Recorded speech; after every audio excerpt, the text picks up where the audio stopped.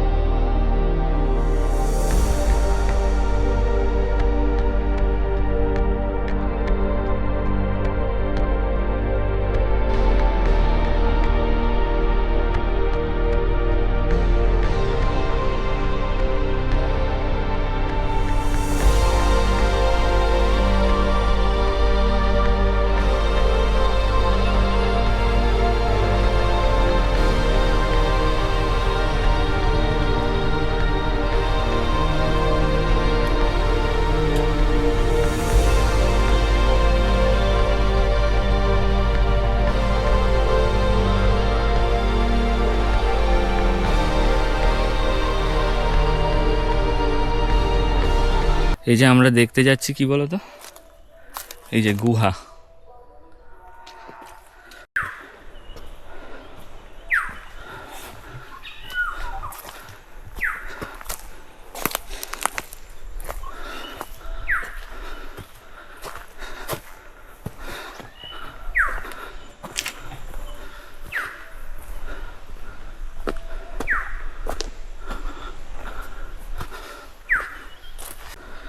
এসেছিলাম গুহা দেখতে, কিন্তু এইখানটা আসার পর রাস্তাটা দুটো ভাগে ভাগ হয়ে গেছে, একটা ডান দিকে চলে গেছে আর একটা বাঁ দিকে ইকুয়ালি ভাবে চলে গেছে। তো আমি বুঝতে পারছি না যে কোন দিকে যাব, সুতরাং আমি আর উঠছি না। ও আসেনি, ও নিচেই বসে আছে। আর সত্যি কথা বলতে বৃষ্টিটা হয়ে অ্যাকচুয়ালি বাতাসের হিউমিডিটিটা প্রচুর বাড়িয়ে দিয়েছে, যার জন্য গরম যত না আছে তার থেকে বেশি সাফোকেশন হচ্ছে, তার থেকে বেশি সোয়েটিং হচ্ছে আর কি। আর সোয়েটিং হলে যে ঘাম শুকোচ্ছে তা নয়, যতক্ষণ বাইকে বসছি ইটস ওকে, ততক্ষণই ঠিক আছে, কিন্তু তারপর থেকে তো মানে কি আর বলবো, নিচে নামলেই গরম। জঙ্গল থেকে আসছে, আদিম যুগের গুহা দেখে আসছে। আমি আর যাইনি, আমি এখানেই বসেছিলাম, বসে বসেই যে পা দোলাচ্ছিলাম। উনি আসছেন জামার বোতাম খুলে দিয়ে হেলতে দুলতে। কেমন ঘুরলেন স্যার? হ্যাঁ, গুহাটা কি দেখলেন? একটা জায়গায় যাওয়ার পর দেখছি রাস্তা দুদিকে চলে গেছে সমানভাবে। হ্যাঁ, তো ওইখান থেকে আমি আর কিছু বুঝতে পারলাম না বলে আমি আর যাইনি। আচ্ছা, অনেক দূর উঠেছিলাম। আচ্ছা স্যার, দেখবেন ওই তিরপলের মধ্যে অনেক জল আছে, ঘেমে গেছেন তো, আবার জলটা ভাববে একটু তবে চান করিয়ে দিই। গরম জল ভাই, এই নিন একটু জল খান। আমি আবার ভাবছি কি হলো, আপনি কি ধ্যানে বসে গেলেন নাকি ওখানে গিয়ে? না আরো ওঠা যেত। আমরা আবার হোটেলের দিকে ফিরে যাচ্ছি, 1:30 বাজে।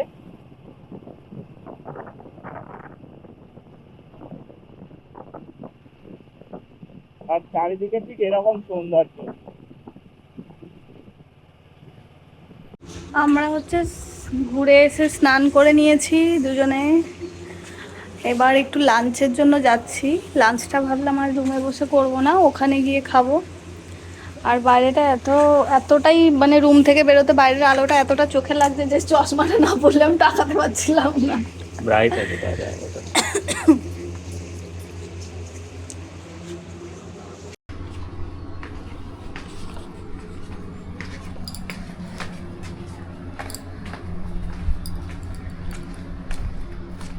এই দেখো জবা ফুলগুলো কি সুন্দর ফুটেছে। একটা খুব সুন্দর জবা গাছ আছে এখানে, খুব সুন্দর জবা ফুলগুলো ফুটেছে।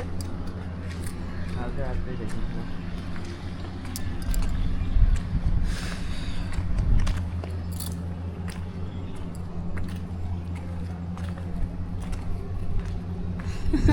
সুইমিং এত রোদ্দুরের মধ্যে জলে নামা যায় না এখন কিন্তু গরম লাগছে না, যখন এলাম তখন অনেক গরম লাগছিল, কিন্তু এখন অতটা গরম না। আচ্ছা, ওরা কি করছে? পরিষ্কার করছে জলের ভিতরে?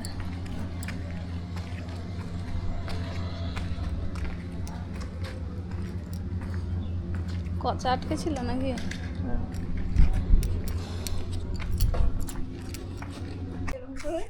এরকম করে ভয় দেখাচ্ছিলাম ওকে, বুঝলে তো? ও তো ভয় পেয়ে গেছিল, সেবার তো আমার সামনেও একবার করলে। ভয় পেয়ে যাবে, আবার বলবে আবার একবার করো, আবার একবার করো। রুমের মধ্যে হেয়ার ড্রায়ার আছে দেখে আমি ভাবলাম ঠিক আছে তাহলে শ্যাম্পুটা করে নিই। এবার শ্যাম্পু করতে গিয়ে তখন ও বললো যে একবার চেক করে দেখেছিলে ভালো আছে কি খারাপ আছে, আমি বলছি, ভালোই থাকবে নিশ্চয়ই। তারপর করে বাইরে এসে যখন অন করছি আর অন হচ্ছে না, ওই জন্য সূর্যের আলোতে একটু শুকনো করে নিচ্ছি চুলটা। সেই আর কি।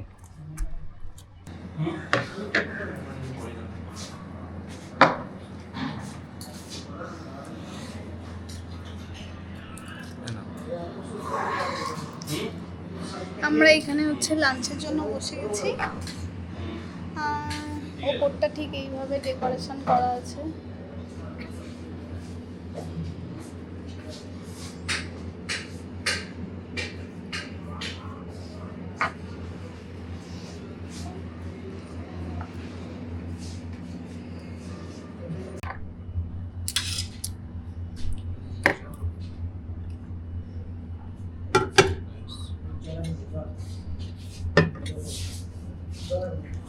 এই হচ্ছে রাইস, ঝুড়ো আলু ভাজা, ডাল আর চিকেন।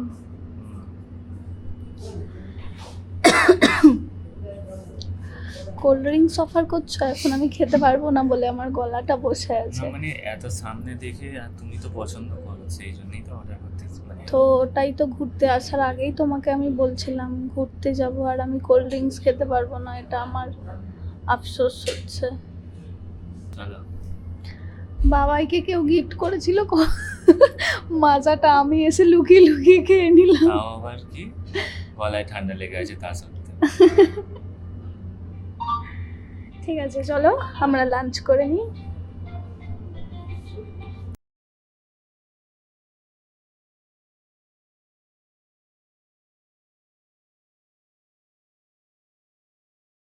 ফুলটা খুব সুন্দর। ফুলটার যদি কেউ নাম জেনে থাকো অবশ্যই কমেন্ট করে জানিও এই ফুলটার কি নাম। এখানে একটা ফুটেছে, এখানে একটা লাল হয়ে ফুটে আছে। লাল ফুলটা এখানে আরো কত আম হয়েছে ছোট ছোট, একদম ছোট্ট গাছে ছোট্ট ছোট্ট কত আম হয়েছে। আমগুলোর কালারটাও অন্যরকম, দেখো।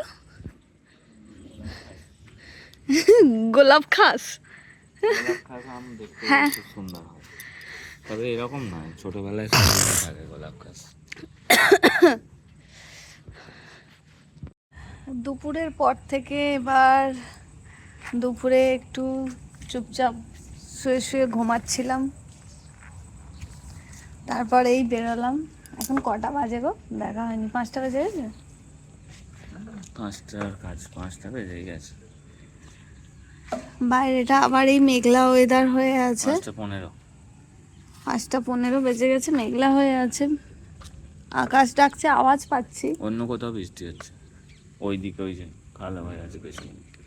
তো ভাবলাম চলো, দোল তো খাওয়া হয়নি, একটু দুজনে দোল খেয়ে আসি।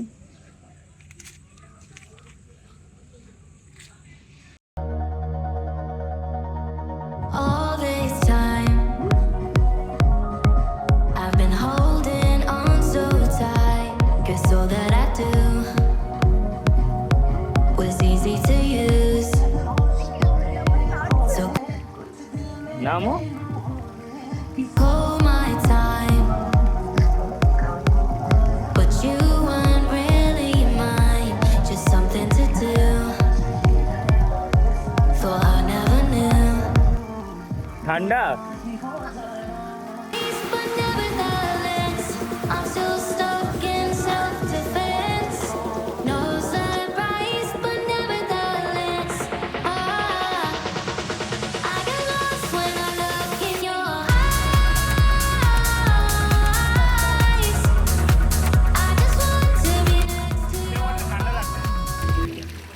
নামো জলে।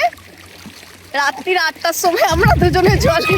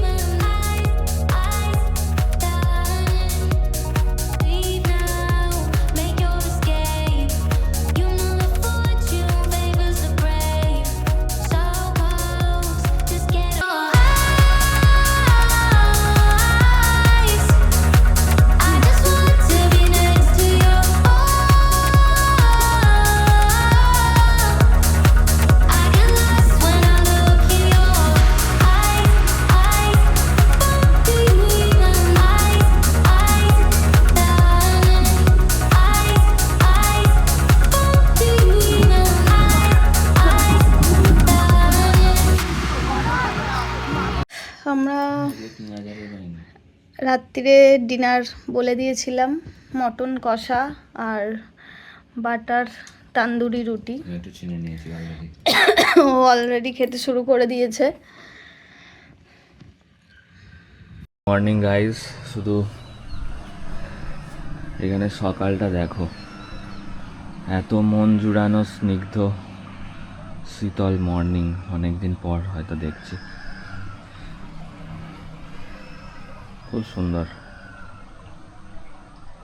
মানে ঘাসের উপর শিশির পড়েছে, একদম সাদা হয়ে আছে দূর থেকে দেখলে।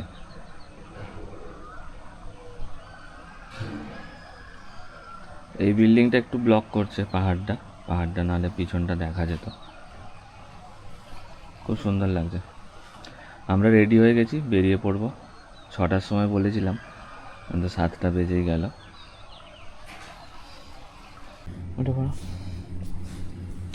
গুড মর্নিং গাইস, এখন বাজে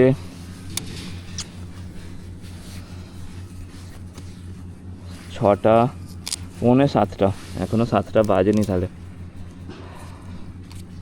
আমরা বেরিয়ে যাচ্ছি রিমি রিসর্ট থেকে।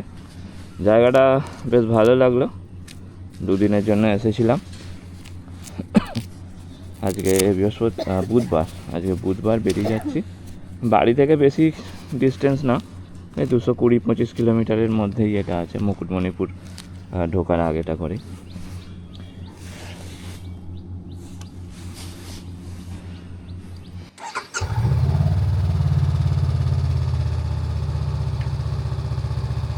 উঠে পড়ো।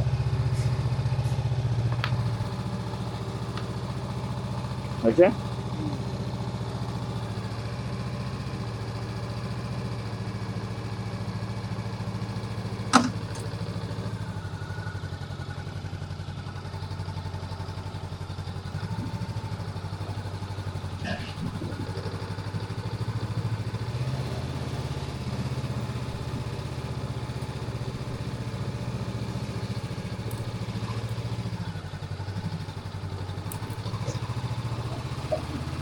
আমরা বেরিয়ে পড়লাম তাহলে রিমি রিসর্ট থেকে। এখান থেকে আমরা চলে যাচ্ছি বাড়ির দিকে। খড়গপুর হয়েই ফিরবো। আগে আমাদের খড়গপুর পর্যন্ত যেতে হবে, বিভিন্ন আঁকামাখা রাস্তা দিয়ে, মাঝখানে কিছুটা রাস্তা তো খারাপ আছে। বেশ ভালো লাগলো, প্রকৃতির কোলে 2 দিন কাটালাম। কালকে রাত্রে তো সুইমিং পুলে নামা হয়েছিল, আর আজকে ওর নাক দিয়ে জল ঝরছে। ঠান্ডাও লেগেই ছিল। যেতে যেতে তোমাদের সাথে কথা হবে। নতুন কিছু যদি দেখতে পাই, সুন্দর কিছু ভিউ পাই, তোমাদের সাথে নিশ্চয়ই শেয়ার করব।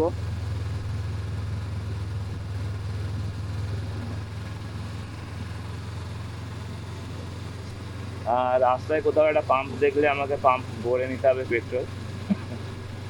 এখনো পর্যন্ত আমরা রাইড করেছি 281 কিলোমিটার, আর বাড়ি যেতে যেতে এটা হয়তো প্রায় 500 কিলোমিটার হয়ে যাবে।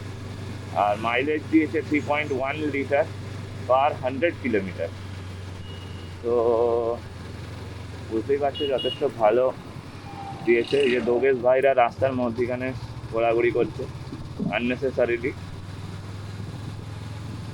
রাইডারদের জন্য 1 নাম্বার ডেঞ্জার পয়েন্ট যোগেশ ভাই।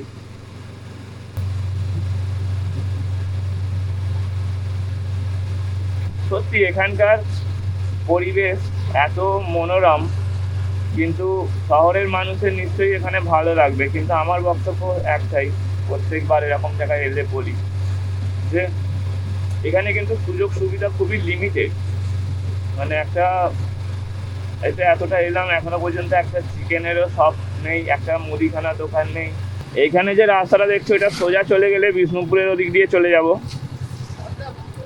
আর কিন্তু আমরা যেহেতু বিষ্ণুপুরের ওদিক দিয়ে যাব না, তো আমরা আমাদের পাঁশকুড়া সাইড ধরে নিলাম।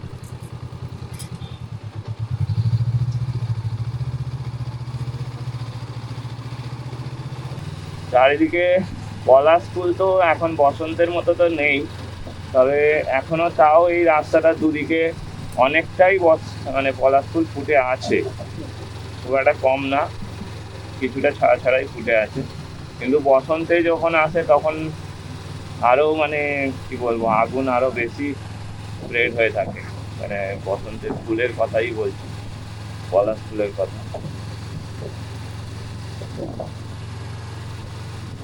আমাকে অ্যাকচুয়ালি গুগল ম্যাপ বারবার সেকেন্ডারি একটা রুট দেখিয়ে দিচ্ছে, যার জন্য একটু কনফিউশন হচ্ছে। বাট আমি অ্যাকচুয়ালি যেতে চাইছি যে রাস্তা দিয়ে এসেছিলাম সেই রাস্তা দিয়েই, যদিও অলরেডি আমাকে ডাইভার্ট করে দিয়েছে, বুঝতেই পারছি সেটা, কারণ এই রাস্তাটা দিয়ে আমরা কালকে আসিনি। কি বলো? এই রাস্তাটা দিয়ে আমরা আসিনি।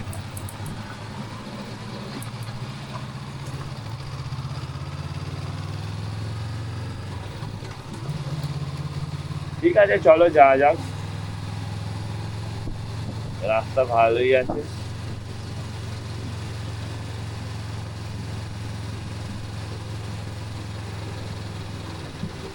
যদিও এই রাস্তাটা সরু, আর তার সাথে 4 চাকাও আছে। আবার একবার ক্যামেরা অন না করে পারলাম না।